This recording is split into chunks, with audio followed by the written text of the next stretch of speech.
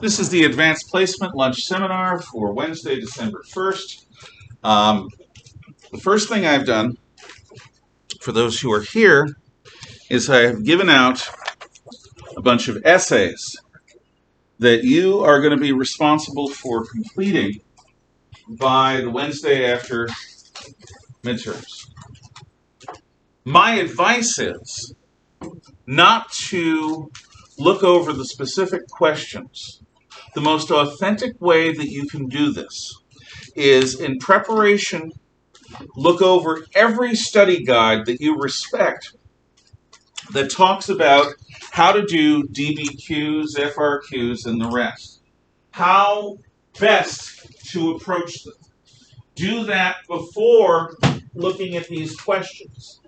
And the reason for that is that then what you can do is open this up like a test booklet and take the thing under authentic conditions. This is designed to be practice for you. Authentic conditions is you're not familiar with the questions before you write the answers. Authentic conditions is you don't have open notes. Authentic conditions is you limit yourself precisely to the amount of time that it takes in the AP exam. By doing that, you will give yourself the best dry run experience that you can possibly have as you write your answers. Now, that's a month and a half from now, almost 2 months from now. So you don't have to actually do the writing at any particular moment. You can choose to do it during December. You can choose to do it during break, a Christmas vacation. You can choose to do it in early January. I caution you, if you do the standard charter thing of leaving things till the last moment and only doing what you have to do, it's going to be a waste of your time and mine. I'll still expect it in, but it's going to be a waste of your time and mine. You have questions that are FRQs and DBQs. Use your resources to prepare yourself, and when you are ready, take the time to do each section separately. So the DBQ, I think, is an hour. Whatever the amount of time is, that's what you give yourself. And if you've avoided learning the questions beforehand, that gives you the chance to do everything that you need to do in the time necessary. Questions? Okay. Then I will assume that you understand this, and that what you will do is you will write your answers on lined paper. You will staple the answers to the back of this when you return it, and you will place the questions in the correct order with the correct labels. I and you will then grade them. We will go over them. And so you're going to be reading each other's handwriting. Given that, you may want to actually make some effort to have good penmanship. If you have questions, ask me before you leave for Christmas break or after you get back, because I'm incommunicado over vacation. My advice is start looking at whatever test books you have now or websites that you've used. So there are really no questions about this. Okay. Then I'm going to ask you. You have turned in your Unit 2 stuff, or you've read about it. What is the biggest question that you have regarding Unit 2? If you want, you can take out the homework that you did so that you have it in writing, or you can get it back to me in some other way. It's not the writing I'm asking about, it is the words. So, what questions do you have? I'm going to get the dice, I'm going to roll the dice. You all should have active questions about Unit 2. Things that came up about the material that you don't necessarily understand, or things that you think are interesting, or things that you think are confusing. Does anyone not understand my question? Yes. I don't understand. Specify. Like what specifically? You are supposed to ask me and each other good questions, like we did for the first unit, about the Unit 2 material from 1648 through 1815. You are supposed to have a good question about it. And I mean a good question is a specific question rooted in the history, not why is there French. Okay. Obviously, God has a sense of humor. So, that's what I mean. Does that answer your question? Yeah. Okay, yes. Is that like chapters 15 to 17? Or through 15 through 19, yeah. 15, 17, 18, and 19. That's the chapters. So, here's the die. We have 1, 2, 3, 4, 5, 6, 7 of you. So, we'll say that each of you, 1 to 6, 7 to, let's see. Each of you is worth 3. So, 1 to 3, 4 through 6, 7 through 9, 10 through 12, 13 through 15, 16 through 18, 19 and 20. Wait, did I do that wrong? Let's see. 6 times 3 is 18. 1, 2, 3, 4, 5, 6, 7, 8, 9, 10, 11, 12, 13, 14, 18. I guess you're just 19 and 20, Miss Wheeler. You have a lower chance, but good.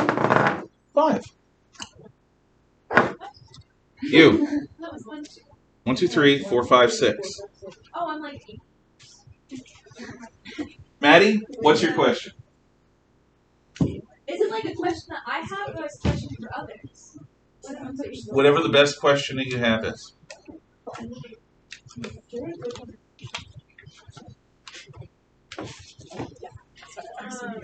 I asked like why, like, so like they had like those like the like when women ran the slopes or whatever. Yeah. Like why they were important. That like why it was important to them. Well, look, a woman having an opportunity to run anything outside of a nunnery is unusual. The farther back you go. And even running a nunnery is an amazing opportunity. One of the advantages of being in Catholic Europe is if you were a woman and you didn't want to define yourself through family, you could become a nun and maybe end up becoming an abbess. So we're going to assume that their motivations at the salon are pretty self-evident. But what about the reason why salons were important? I'm going to ask one of you. Why are salons in France, salons, important? Somebody else. The salons, they were like places where, if I remember correctly, there were places where, if there was an eye, I think. Well, what type of people gather? Oh, they're like the intellectuals of France. They Yeah, would the gather, intelligentsia, they- the intellectual. Intelligentsia. Yeah. And these chatty, smarty people, in a salon, could they say things there that they wouldn't necessarily be able to get away with elsewhere? Yeah, that was the purpose. Yeah. So salons were private clubs. And if you joined, you understood that you were going to hear and see things that aren't necessarily normal or safe. And it's your job to not take umbrage. So the sort of sissy woke culture where everyone gets offended because somebody says the wrong word or looks at somebody funny is the opposite of salon culture, just like it was the opposite of university culture.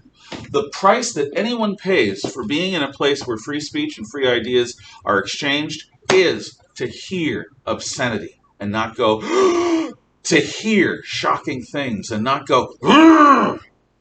In other words, to decouple the reactive systems of your bile and instead live with curiosity. And the way you challenge ideas that you don't like is you challenge those ideas. You ask questions. You posit alternative points of view. You engage in debate. You don't try to stifle speech. And one of the worst things about the so-called intellectual culture today is that it's fundamentally cowardly. Instead of being willing to engage with people, it tries shutting them down, canceling them. I have no respect for it, none, because they're not willing to engage in free discourse. The salons were. And like universities, they were places where people would go to be stimulated by ideas. Okay, I'll take another question. So, Maddie, you're off the hook. So, we got 6 people. Yes, you want to go? I'll take her numbers. Okay. Well, let's see. I was going to do 1, 2, 3, 4, 5, 6. Yeah, now each is 18, and if we do 19 or 20, I'll take a volunteer. 1 to 3, 4 through 6, 7 through 9, 10, 12, yeah, whatever. I'll let you know. 5! Mira! Okay. So, you know how the King Louis, how he was like controlling the nobles with ceremonial, Yeah, the Versailles culture. expensive Yes. ceremonial stuff. So, if it was the king suffering at any point during that, like would it get arduous or? Oh, yeah. Look, Louis XIV, Louis XIV, he created that culture, so he was above it. Louis XV lived in it. He was okay with it. He wasn't particularly bothered by it. He slept with who he wanted to sleep with. He did what he wanted to do. He was happy. Louis XVI, the husband of Marie Antoinette, he is a prisoner of it. He is persecuted by it. He is limited by it. To be dynamic is to be able to be impulsive, to be able to do something spontaneously. Nobody can be spontaneous in the court culture. Go on.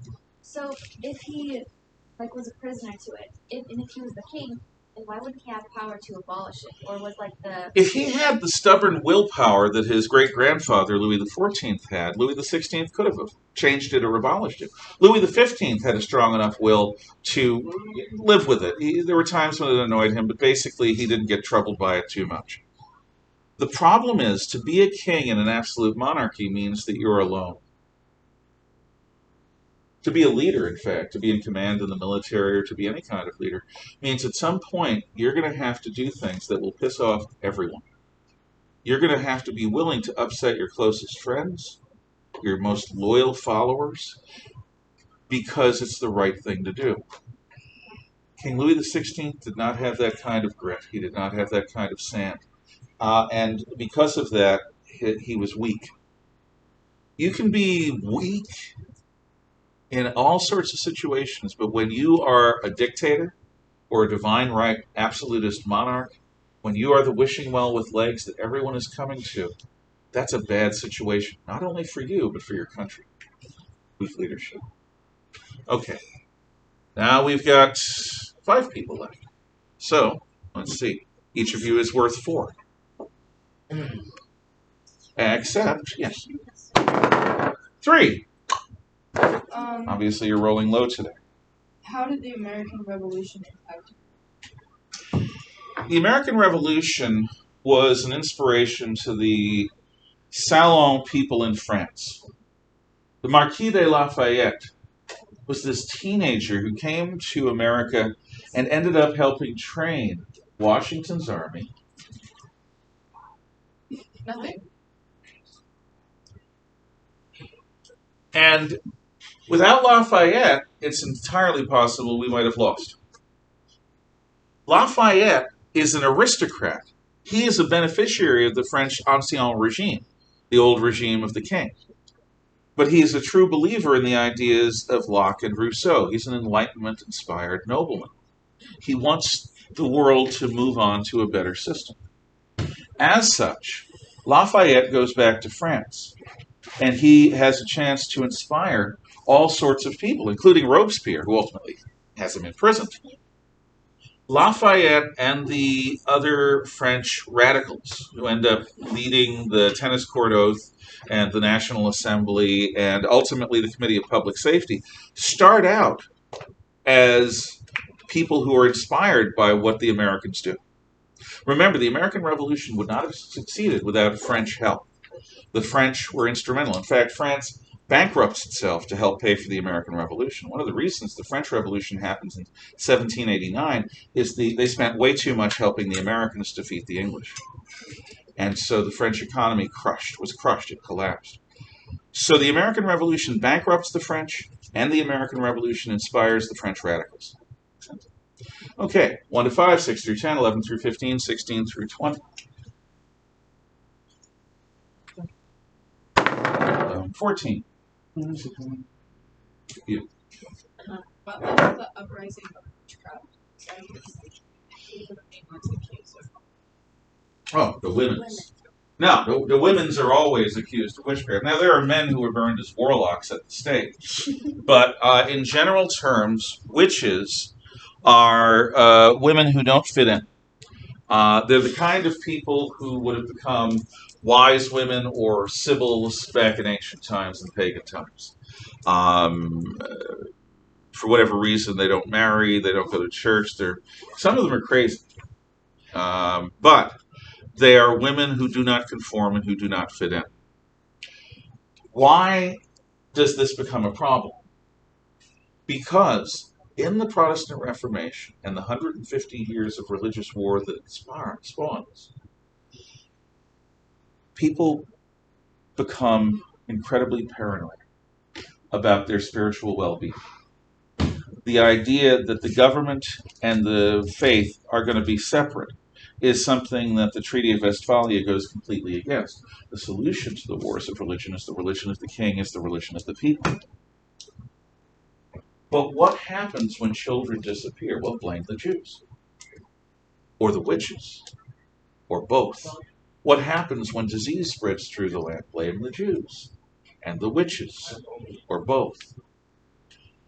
The late 1600s may not be a period when the religious wars were still going on, but the wounds were still open and raw. And when people panicked and became hysterical, and the cabin fever of Salem, Massachusetts is a classic case of this, they're looking for people to blame. And there are no Jews in Salem, so they blame evil witches. Does that make sense? Okay, folks, we will talk next week. I expect that if you have questions about DBQs, you will ask. Good luck, and have a good day. Yeah? We wanted us to talk to you for like history class or whatever about the essay. Yeah, come see me at the end of school. I'll be happy to go over it. But I'll be happy to explain how to do that.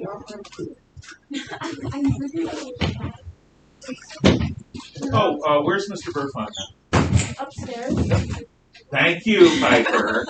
Where is he in terms of the story of history? We have our test on the exploration. Okay, thank you. Just wanted to know where you guys were. We're kind of been skipping around though, so it's like. Okay, that makes sense. Thank you. Have a great day. Bye.